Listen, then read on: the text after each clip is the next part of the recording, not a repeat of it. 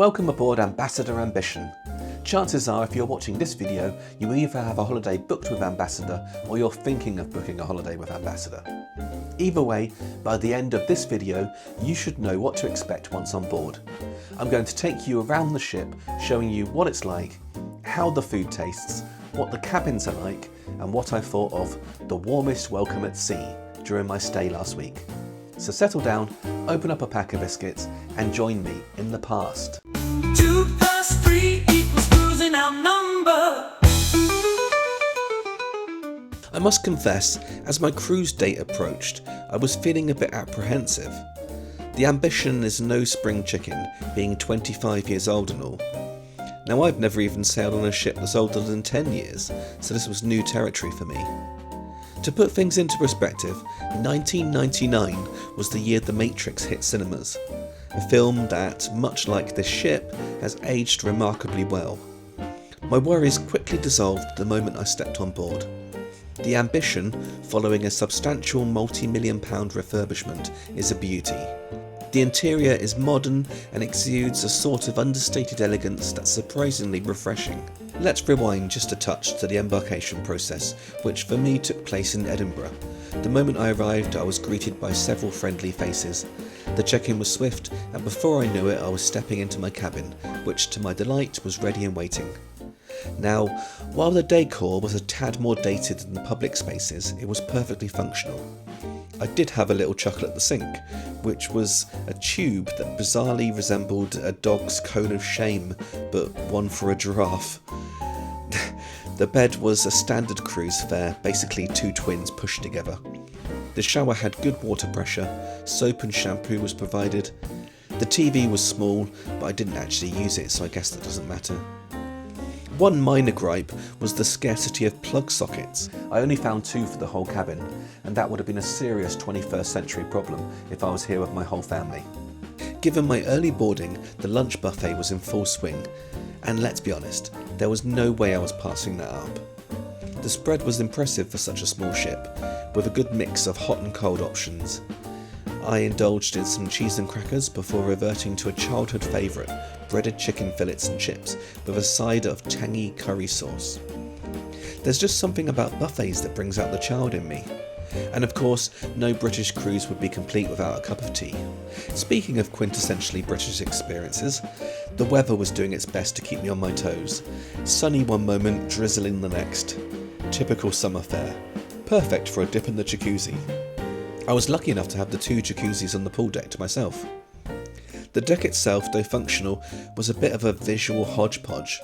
The green of the faux grass clashed somewhat with Ambassador's signature purple, creating an aesthetic that was, shall we say, unique. Despite the intermittent rain, I managed to capture some footage between the showers. And yes, I treated myself to my traditional first drink of any cruise, a pina colada, banana flavoured this time. It was delicious, but I paid the price with an epic brain freeze. After a quick freshen up, back in my cabin, I set off to explore the Ambition. Despite the ship's relatively small size by today's standards, I found it easy to navigate. One of my favourite spots was the Purple Turtle wine bar, which brought back memories of a similarly named pub in Reading. Does anyone know if it's still around? I also stumbled upon what must be the best library I've ever seen on a cruise ship. It's a space straight out of a Jane Austen novel. My wife would have been absolutely smitten with this room. It's exactly the kind of space she dreams of having at home. Although, to be fair, you'd need to be quite confident to use that chaise lounge for reading without feeling self-conscious. The Clifton Lounge was a never popular venue, serene and sophisticated, often accompanied by the soothing sounds of a pianist or violinist.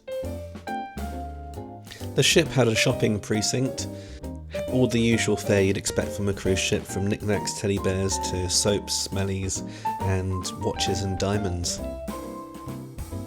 Aces and Eights. This was an impressive room.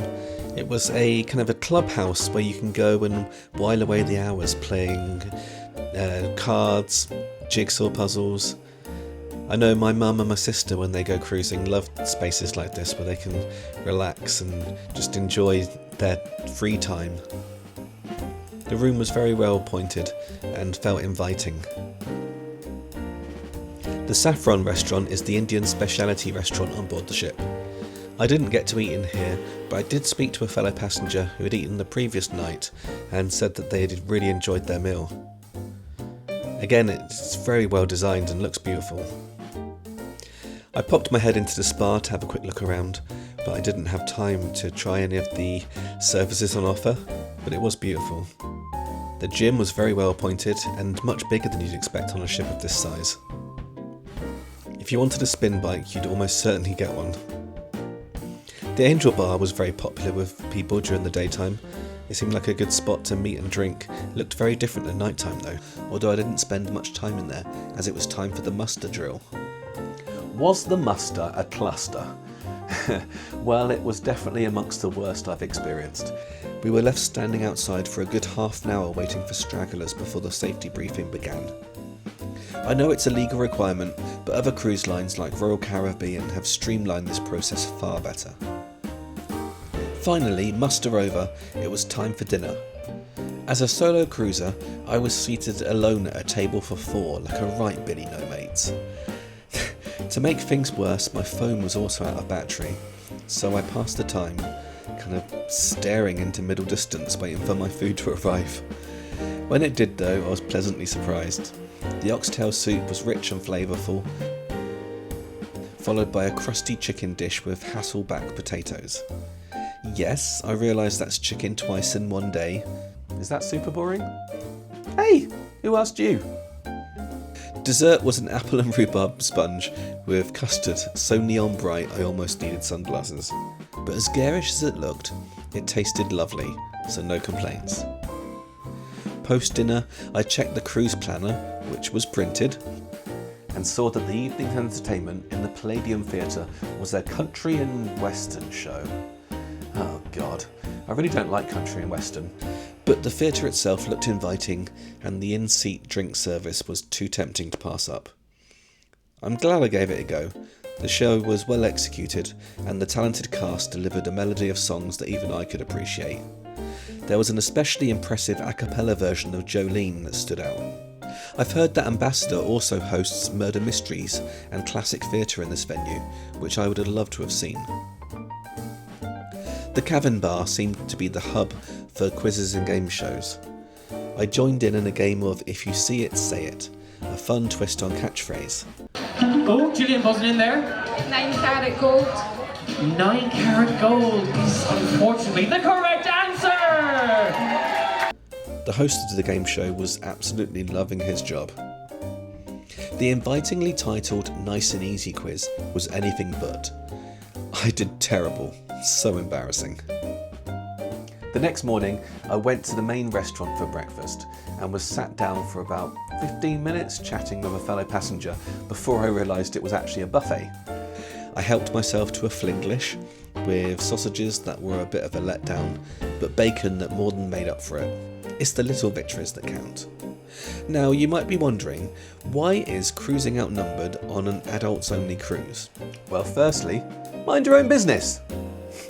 Seriously though, Ambassador announced that they have started doing multi-generational cruises a few times each year, where families with children are welcomed on board.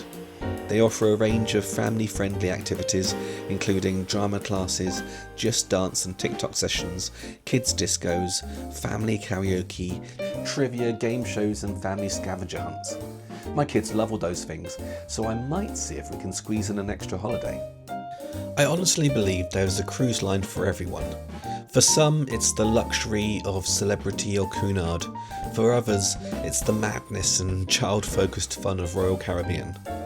If you're looking for either of those things, this is not the cruise line for you. But if you're looking for a calm, welcoming, classic British cruise at an affordable price, I think Ambassador have got a great offering here. And if you found this video helpful, please press subscribe. It really helps other people find smaller channels like mine.